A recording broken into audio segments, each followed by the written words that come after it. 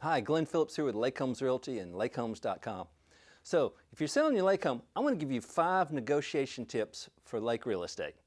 All right, so right off the bat, I want you to have a mindset of an offer. I see people who, when they get an offer and it's less than they wanted, they get offended and they get upset and they go, they take it personal. I want to promise you, any offer is better than no offer. You know who should be upset at? The people who didn't make any offer at all. Don't get upset because somebody made a low offer. Hey, you've got something started. Negotiate it. Begin. At least they made the effort. So there's something there. See if you can keep it going. Don't get stuck on single points. I see people in their negotiation, they get fixated on one thing and they'll negotiate everything else, but the one thing is the deal killer.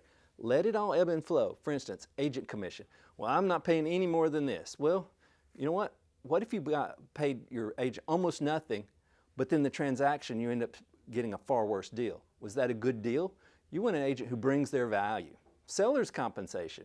You know, the buyer says, look, we've made an offer and we want some compensation to cover some of these costs. Okay, figure out how that fits in. Closing costs, that's negotiable as well. Personal property, you know, is there a boat that you want that they're willing to sell? A lot of people when they're leaving their personal property, they've perhaps had an interior decorator come in and design it and it all fits there, but it doesn't fit in their next home that may not be at the lake. Maybe they're moving to the beach, maybe they're moving to the mountains.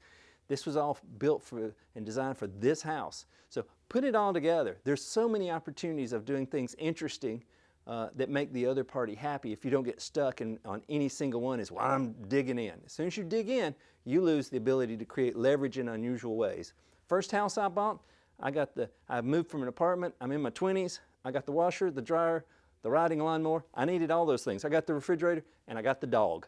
Everything's negotiable if you don't get stuck. Now, sometimes the buyers will come and they'll make a big deal about it's a cash offer.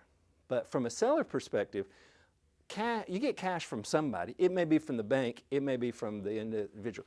Cash offers only matter when it's de-risking the deal, if they really have funds. Why? Because a mortgage might get turned down. There could be an appraisal issue.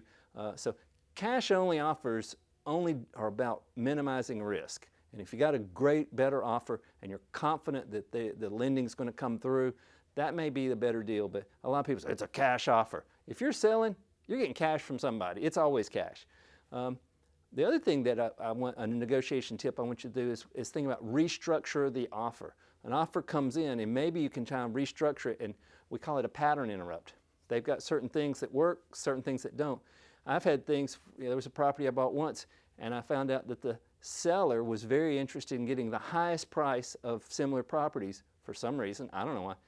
And sure, we made that happen, but then we asked for all these compensations and closing costs. So in the end, I ended up paying a price I felt fairly about, and she got what she wanted, was this high number for whatever reason. So I restructured that offer to make it work. So this is something that you need to be aware of as well as a negotiation strategy. And that again comes back to be creative. There are things where that property you can come up with some angle that you didn't think. I've bought homes where somebody needed to sell in a hurry, so we made that happen and got a better price on it. We've had something where they needed time to move out, and we gave them time after closing so that they could make arrangements for that. Got a better deal. Everybody won by being a little creative beyond just, well, filling in the blanks on a contract. So hope these negotiation tips are helpful. Be sure and visit us at lakehomes.com where we've got more videos like these in our lifestyle section. We've got tens of thousands of properties in states all over the country where you can either gauge your market if you're selling or find that new perfect dream lake home right now. Thank you and have a great day. For more information, be sure to check out lakehomes.com.